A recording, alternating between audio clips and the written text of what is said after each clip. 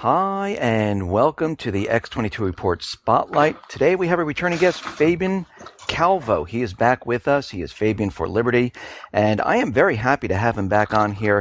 He's going to give us a rundown on the housing market. He's going to give us a rundown on the economy. Fabian, welcome back to the X22 Report Spotlight. Hey, how you doing, Dave? Love X22 Report. You put out great work, so it's always a pleasure to be on. Hey, thank you very much. Let's just start out with housing right now. And we're getting reports from Case-Shiller, from the corporate media, from the government that, housing prices, they're just going through the roof. And the last time we saw this was back in 2007, 2008, where prices were continually climbing. Do you believe that the housing market is in a bubble right now, or is this normal what we're seeing? No, I mean, I think it's definitely not just a bubble, but a hyper bubble along with stocks. But with the real estate market, look, I mean, back in 2011, I produced a documentary short titled House of Cards, Real Estate Big Secret, where I basically laid out everything that has happened. This is something that I do for a living. I have for the last 16 years of my life. And so, I knew back then, just from being on the front lines of this industry, that you had hedge funds and private equities and a lot of very wealthy individuals buying up a lot of distressed debt and properties after the crash. And the intention there, Dave, was to continue to hold these properties for a period of time and eventually resell them via no money down loans or easy credit subprime loans, which is exactly what's happening now. So you have a lot of different factors colluding, if you will. One of them is the big banks have suppressed inventory for prices to go up. Obviously, the Fed keeping rates at 0% for over 10 years has affected housing. And in the last 6 months, we've seen not only Bank of America, but we've seen Wells Fargo come out with 3% down loan programs, where really it's 0% down because of all these different federally funded home buyer assistance programs where you get your down payment in essence for free. So it's just another manipulated market that is going to end well. I think that crash will likely be larger than the one we saw in 2008. And the last factor affecting this is the people freaked out around the world about what's happening economically. I mean, this year alone, you're going to see Chinese investors. And when I say Chinese investors, Dave, 60% of that's really the Chinese government that is buying a quarter $2 trillion of U.S. real estate in housing, in commercial apartment buildings, all kinds of different, industry spaces as far as real estate is concerned. So there's multiple factors that are influencing the market. I believe it's a hyper bubble. When you say hyper bubble, I mean, just explain to the people what you mean by hyper bubble. We've heard bubbles before, but you're using the term hyper bubble. What do you mean by that? Well, look, I think a hyper bubble is what I mean by that is that right now we have the real estate market completely on fire. Now, it's not in every single market, Dave, but if you look at the big metro markets and the kind of surrounding tertiary markets, you see prices upwards of 5, 10, 15%, in some cases double digits from where they were just a few years ago. In addition to that, like states like California, some places in Florida, you've had double digit growth for the last 3, 4, 5 years. So it's just an unsustainable track record. You mentioned Case-Shiller earlier. In many markets, housing prices have surpassed what they were in 2008. So 2008, there was a major bubble. 2007, the crash of 2008 was a major bubble. Now, it's not like the inventory was swept clean and you had all of a sudden free market capitalism that led to another boom in prices. No, they doubled down on the manipulation, creating what I believe is this hyper bubble, a much larger bubble than what we saw back in 2006 to 2008. Now, you mentioned the Chinese government is purchasing real estate. Why are they doing this? Is this a safe haven, or are they looking to stash cash? Why are they out there purchasing so much real estate? And I should note, too, it's not just in the United States. I mean, in Canada, places like Vancouver and Toronto, Dave, you have home prices. The medium home price in Vancouver is almost $1 million because you have foreigners, mostly Chinese, that are coming in and they're paying whatever they can just to park some cash and get it out of China, which is interesting if you think about it. I think many of the listeners listening today, you and I included, Dave, would believe that, look, maybe America is not the biggest hedge against a global crisis because of the unsustainable debts that the U.S. government currently holds. But certainly people in China and other people in Europe, around the world, believe America is still a safe haven. And so that's why you're seeing them park money here, not only for the safe haven aspect, but also because they're able to get visas to bring their families over here if they park a certain amount of cash in the U.S. But I think they're trying to preserve wealth. And the way that they see that is by buying real estate, mostly in affluent markets or bigger metro markets that they believe will hold their value long term. Do you think this bubble was driven by, like you said, the foreign investors, maybe hedge funds, maybe investment companies? Do you think most of the American people are sitting on the sidelines where they're not actually purchasing, or do you see Americans actually out there purchasing? Well, I certainly see people that are investors, which I deal with a lot, buying real estate today. I think that, look, you had, in March, you had the largest bump in mortgage applications. And again, they're trying to create a situation, a new subprime. I mean, going back to that Wells Fargo new home loan program, you need a 580 credit score to qualify for it. I mean, a 580 credit score under any circumstances is pretty horrible. Yeah. So they're repeating the no money down, really the easy financing subprime. The Fed's trying to create a wealth effect where people, they buy a home, they feel more wealthy. The Fed thinks they'll go out and spend more money. The point is, I think what we've seen is a collusion between mainstream media, central bankers, and Wall Street bankers, all colluding, and the federal government as well, all colluding to try to boost home prices. Look, I will often say in my videos, Dave, I'm surprised housing's not talked about more. I look at it as one of the cornerstones of the U.S. economy, for the simple reason that it's one of the biggest drivers of this total fraud, illusion, fairy tale that the Fed calls the wealth effect, or what Ben Bernanke called the wealth effect, where they think that people become a homeowner and magically they're going to spend more money because they think, wow, I bought a home. It's the American dream. Look how great I am. That experiment has failed horribly. I agree with you. I look at real estate also, and I do believe that this is the cornerstone of what is going on here. And I think that's one of the reasons why they had to push the housing prices up, because when the people see housing prices go up, they automatically feel that everything is fine. Well, yeah, they feel everything's fine. Another thing, Dave, in the last 3 or 4 months, you've seen refinances, surpassing and hitting new records as far as people refinancing and using their homes as ATMs again. And then, so yeah, they're basically repeating the same exact thing that I believe we saw. But going back to the point of the question was, are Americans buying in? Look, the millennial generation, 20s to 35-year-olds in that range, they're the biggest demographic in the United States. And they're saddled, many of them, with student debt. Many of them can't qualify to buy a home. And the Fed and the U.S., the government, politicians want to get this segment, this demographic, to buy homes. And that's where they're targeting for this, what I believe is this next big wave in price escalations that we're going to see. This is exactly what I talked about in that documentary short that I mentioned earlier. The last stage of this, we're already beginning to see it, was a rollout of easy financing. So all the big landlords in America, i.e. the hedge funds and private equities and sovereign wealth funds that have bought a ton of real estate, are going to begin to transfer the assets that they purchased and unload them to unsuspecting American home buyers that are able to get cheap financing prior to the crash. Now, we already see Sam Zell, where he's out there saying it's time to sell.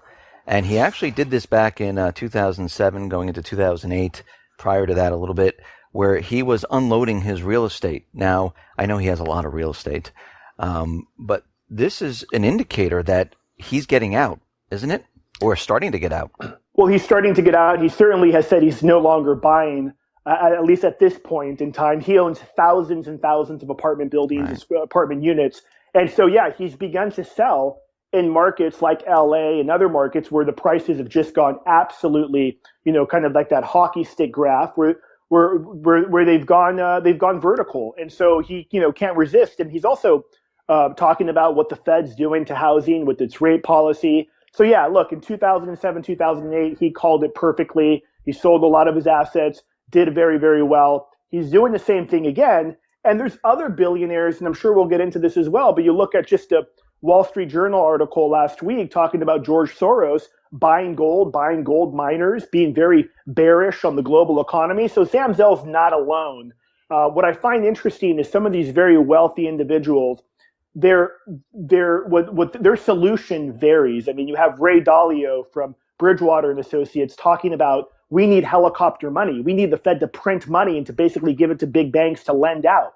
So it's amazing. Even some of the most brilliant economic minds are coming up with solutions that I think are absolutely horrible, may work short term, but long term, they're going to be absolutely horrible. Let's switch gears to what the economy is doing right now.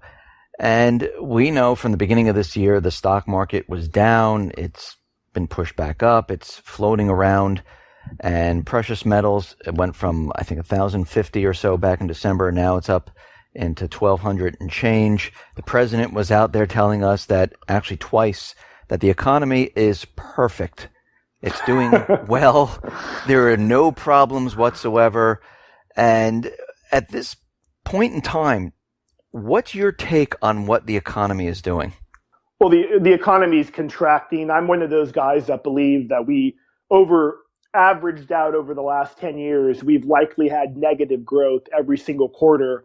The only thing that bumps it into positive growth, at least on paper, is inflation. You factor that out and it's been negative growth. I mean, and that's what the Fed continues to try to do, hit a 2% inflation target, and they've tried everything.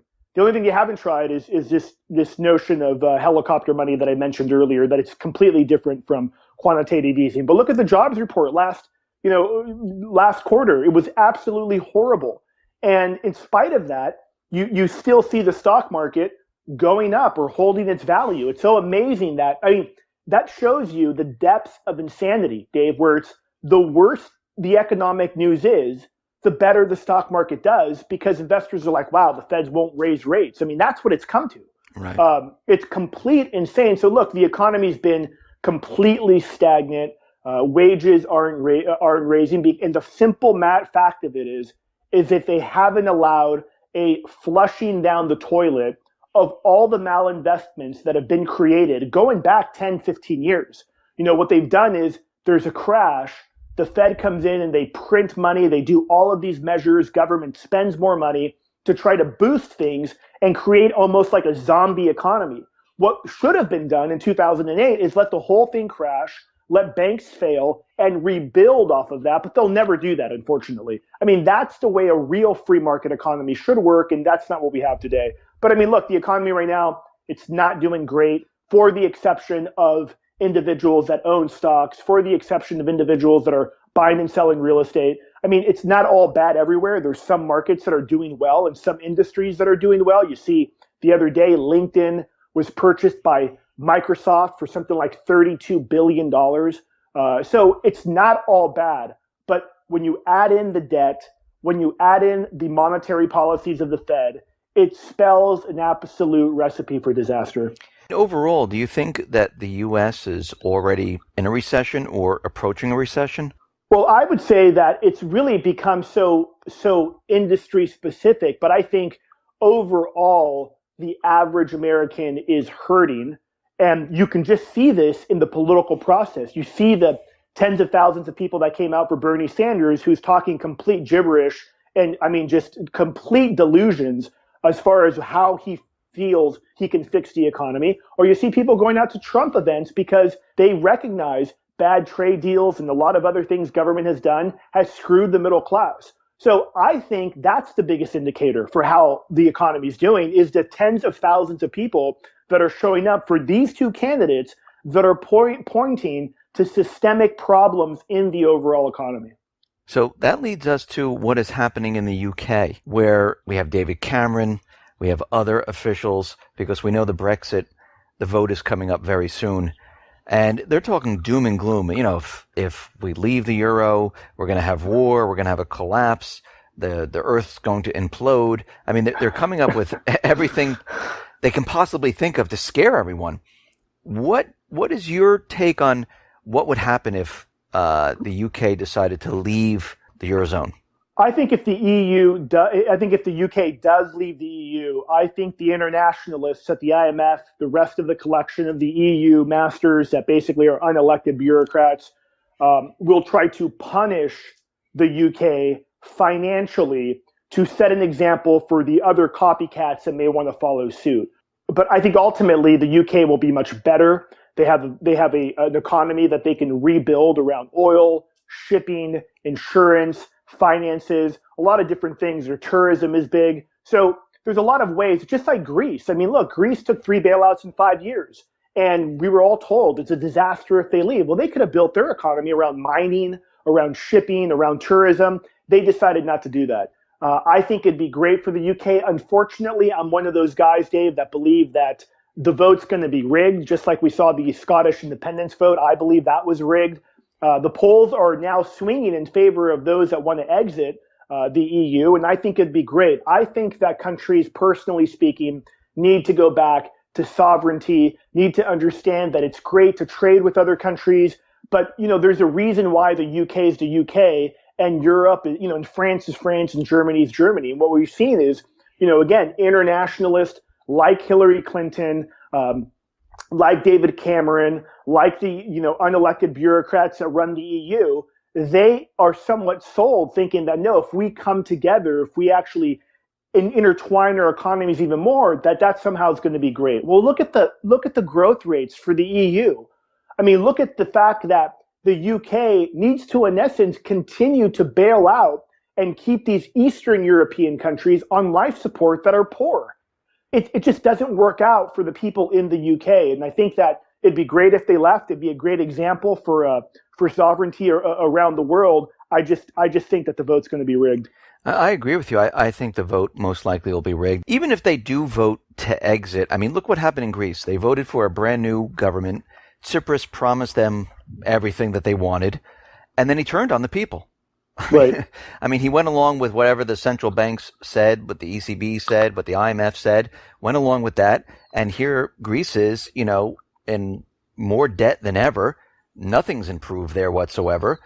And we're looking at the UK here, and I agree with you. I don't think the government is going to say, oh, you want to leave? No problem. We're going to listen to the people, and we'll just let you leave. I don't think it's going to happen. Yeah, no, I don't think it's going to happen too. And, even what I find interesting is that the newest, or not newest, but the conspiracy theory proven fact, which is a Bilderberg group that comes together every year. One of the topics at the conference this year was that idea of the precariat, which is in essence people that are disenfranchised, people that have been let down, people that are struggling to pay the bills, people whose wages haven't gone up. And I think when you combine that consensus from the world elite and kind of beginning to get freaked out that there's this rise in individuals that are understanding their fraud and that are no longer believing their lies, and you combine that with the rise of nationalism really around the world, from the Philippines to India to the United States, all over, they're freaked out. They're absolutely freaked out. And I think that the line's been drawn in the sand with this Brexit vote. I think that they will pull out all the stops to keep the UK in there. And if the UK does leave, I think they're going to do everything they can to punish them economically, to set an example. If the votes are rigged, like we're talking about, and the government, the EU, decides, we're not going to let this happen, do you think the people will just sit back and say, oh, you know what? Okay, we had the vote. We're not leaving. That's fine. Or do you think the people in the UK are going to say, hey, wait a minute. This whole thing was rigged. I'm a little angry about this. Do you think this would lead into riots?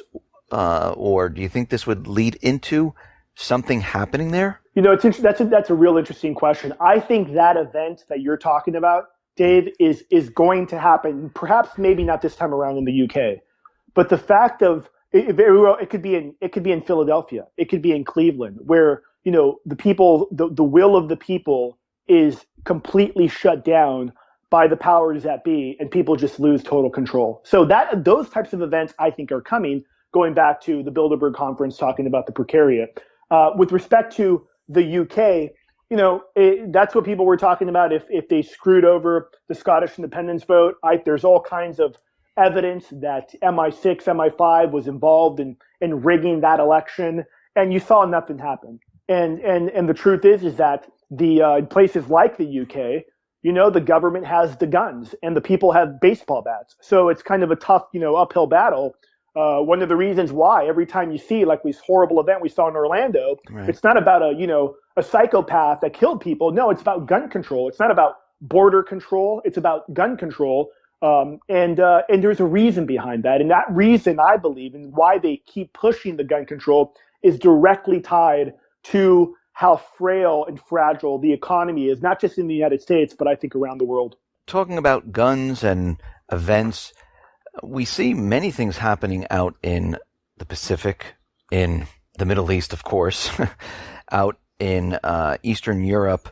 And we continually see all these incidences with China out in the South Pacific, with Russia, with the planes flying into certain areas, subs sailing into the English Channel. Are we on track for war? It's a crazy, crazy topic, Dave, right? I mean, and if somebody listening today is maybe just started listening to your channel and most of what they've exposed themselves to has been mainstream media, you hear that and you're like, no, that's never going to happen.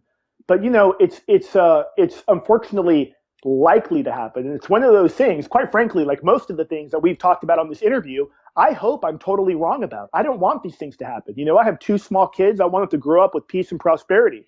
The simple fact is, though, is that you have such incompetence on the world stage today. Reminds me, it's reminiscent of World War I. And really everything we've talked about today, economically speaking, ties right into geopolitics and really ties into this like reset of the total economic order of really the world order.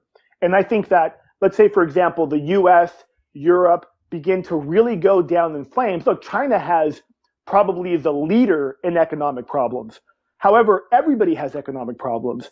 And I think what we could potentially see is, countries, and we're already seeing it, the Russians, the Chinese, the Iranians coming together to try to kind of, counterbalance the US and Europe and what they believe are more so Washington, D.C. in this unipolar world where Washington thinks that they can make all the rules and everybody needs to follow them.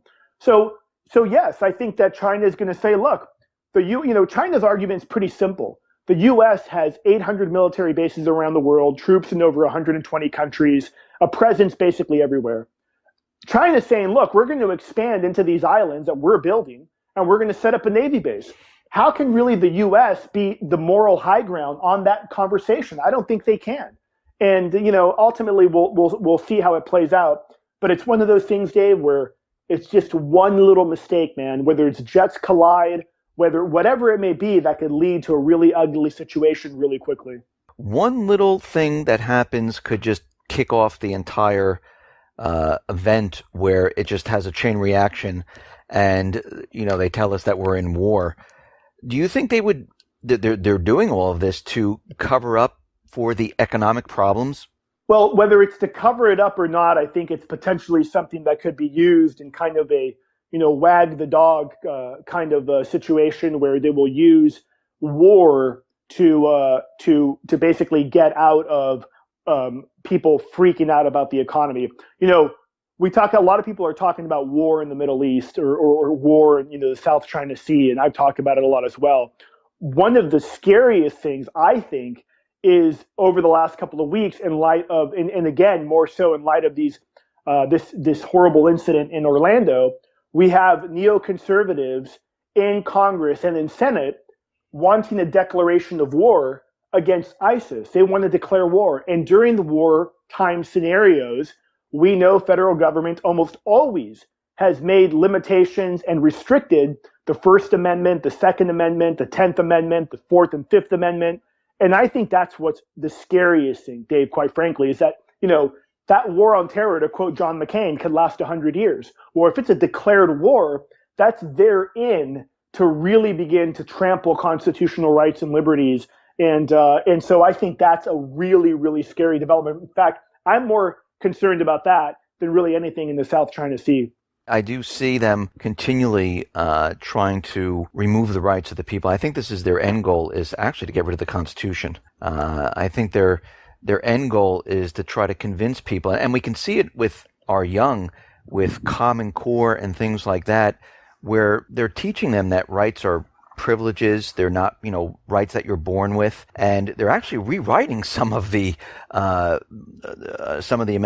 rights, like the First, the Second Amendment, the Fourth Amendment. They're continually rewriting it and rewording it and making it seem like, this is what it's supposed to be. You don't have to really look at the real writing of these amendments to look at our new version of it. And that kind of scares me, because it seems like they're on this track of brainwashing our young to convince them that, the Constitution, your rights, really doesn't mean anything today. Yeah, that is extremely frightening. It's whether one's an atheist or they believe in God, it really doesn't matter. Our founders were pretty clear. We have unalienable rights. They're given to us by our Creator. Among those, and then they list the different rights. So we had the right to bear arms, the freedom of speech, among those. But there was a list of a bunch of other rights as well that the founders believed in, that we were born with these rights. So government or a king or a dictator could not take the rights away because we were born with them. And one of them is, for example, the right to bear arms, the right to protect ourselves. And we see, a lot of, this is in essence refers to natural law. You walk into a bear cave and you approach a couple bear cubs, the mama grizzly bear is going to rip your head off and kill you. It's just, that's the way it works, right? You come into my house at night, try to hurt my kids, I'm going to kill you. That's the reality of the situation. And that's a right that I think every American should have. But this government is so out of their minds, they believe different. And you're absolutely right, Dave. If people begin, look, there was a couple years back, I saw a poll where something like 26% of high school students did not know the country that the U.S. separated from in the American Revolution. So, of course, if they don't know their history, of course, they could say, the Constitution's outdated, it's old, we need a new, we need privileges, we need a new, Declaration of Independence, and people will go along with it. It's pretty scary. It is. And a lot of people have been predicting that the second half of this year, we're going to see some type of economic problem. Some others are saying it's going to happen the spring of 2017. What is your take on where you things are headed? Well, I'm more of a 2017 individual, and I'm more of a 2017 individual for the simple reason that I think that the elite, the powers that be, the banksters on Wall Street, even the central bankers, are all in the bag for Hillary Clinton. If we saw economic fallout prior to that, it would hurt her chances of reelection, and it would go against the delusional comments of Barack Obama saying this is the best recovery ever and the economy is doing wonderful. So I think that they will continue to keep this going to get her elected. And then afterwards, if the economy implodes, she's the person they'll want in there because she'll, say, look, we need to spend trillions of dollars. We need to stimulate the economy, which is basically a boondoggle for the 1% of 1%. So that's what I think. I'm more of a 2017 guy. There's no telling. And I'll tell you this too, Dave. A lot of people have thought, look, the Fed's out of ammunition. The truth is they're not. They have bigger guns that they could roll out.